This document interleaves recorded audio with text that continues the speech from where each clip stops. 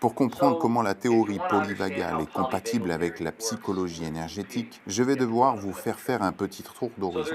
Il existe donc ce fameux nerf vague auquel est associé un long processus. Mais le principe du nerf vague est qu'il part de l'intestin et remonte jusqu'au corps vocal, avant d'aller se nicher dans la base du cerveau. Il s'agit essentiellement d'un système ascendant, 80% partant vers le haut, 20% vers le bas. Il joue un rôle important. Sa fonction principale étant de poser la question suivante: suis-je en sécurité? Il joue le même rôle pour les reptiles et les mammifères que pour les êtres humains.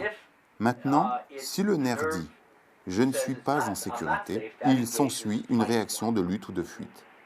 Si l'on pense généralement à cette réaction de lutte ou de fuite et qu'on la compare au fonctionnement d'une voiture, en faisant un tour de table, on constate que ce qui vient généralement à l'esprit, c'est l'idée d'appuyer sur l'accélérateur. C'est l'image à laquelle la plupart des gens aboutissent. Mais cette réponse n'est pas vraiment juste. En fait, elle est erronée. La bonne image n'est pas celle d'appuyer sur l'accélérateur, mais de lever le pied du frein. Le nerf vague, ce sont les sciences médicales qui le disent, est un système de freinage vagal. Ce nerf maintient un frein sur le cœur car, si on le laissait faire, celui-ci battrait à toute allure. C'est un moteur incroyable. Le nerf vague lui dit donc: tu es en sécurité, tu n'as pas besoin de battre à tout va. Alors il se calme. Donc voici ce qui nous intéresse. Si l'on est en bonne santé et que l'on se sent en sécurité, le frein est posé. La fréquence cardiaque est de 72 battements par minute. Il bat à un rythme lent et régulier. Si on perçoit un danger, le pied se lève du frein. Le cœur se met à palpiter, on passe en mode de lutte ou de fuite, on se fige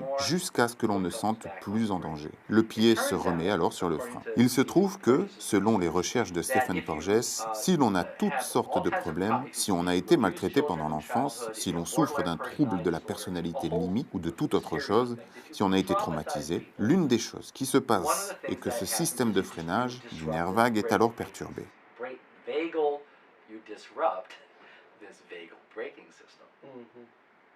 Ainsi, la personne a des difficultés à réguler ses émotions, se dérègle beaucoup plus facilement que les autres et il faut beaucoup plus de temps pour retrouver son équilibre.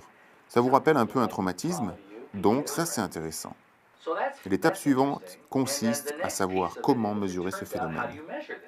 On le mesure par le biais de ce que l'on nomme la variabilité de la fréquence cardiaque, qui est essentiellement une mesure de la variation de la fréquence cardiaque. Il n'est pas souhaitable que le cœur batte toujours à la même cadence. C'est en effet très mauvais signe. Donc, plus la variabilité de la fréquence cardiaque est élevée, plus vous êtes en bonne santé. Mieux se porte votre cœur et mieux se porte votre système de freinage vagal. Et la variabilité de la fréquence cardiaque peut facilement être mesurée. Oui, facilement. Il se trouve qu'à la fin des années 90 ou début des années 2000, dans le domaine du TFT, on a fait de nombreuses études recourant à la variabilité de la fréquence cardiaque. À la base, on mesurait la variabilité de la fréquence cardiaque des sujets. On leur demandait ensuite de se concentrer sur certains souvenirs traumatisants. On leur faisait alors pratiquer un protocole de tapping et tout leur score SUD descendait à 0. Puis on mesurait de nouveau leur variabilité de la fréquence cardiaque et les résultats étaient bien meilleurs. La variabilité de la fréquence cardiaque remontait, ce qui signifie qu'ils allaient mieux. À l'époque, comme la théorie polyvagale n'existait pas encore, personne n'avait jamais fait le lien. En outre, personne n'a encore vraiment fait cette étude, mais je suggère qu'il se peut que lorsque nous pratiquons le tapping, nous faisons effectivement un travail sur l'amygdale. Mais nous favorisons peut-être aussi ce système de freinage vagal qui nous aide à nous sentir profondément en sécurité. Autre chose intéressante à ce sujet, si vous travaillez avec l'énergie, vous savez que lorsque des gens font l'objet de tapping ou autre, cela ne me dérange plus. Tout ça, c'est en quelque sorte évanoui. Il y a ce changement cognitif autogénéré dont nombre de nos clients font état. Absolument, ils ressentent un changement cognitif, mais c'est presque après coup, non? Car ce dont ils font état, ils vous regardent d'un air interrogateur et disent: tiens donc, je ne ressens plus cela dans mon corps. Effectivement, j'ai même entendu des clients dire, après une séance de tapping, je ne sais même pas pourquoi j'en faisais tout un drame. Tout à fait, c'est parti à un niveau très fondamental. Et ce qui me fascine à propos de la théorie polyvagale, c'est que ce n'est pas du tout au niveau du cortex que ça se passe.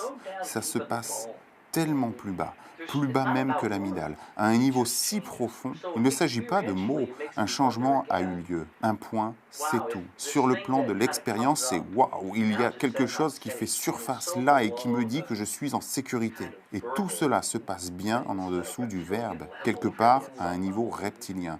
En fait, tout à coup, on se sent en sécurité. Et maintenant, le cerveau est libre de participer à toute autre activité de construction de sens. Voilà donc comment j'entrevois la manière dont fonctionnent ces techniques.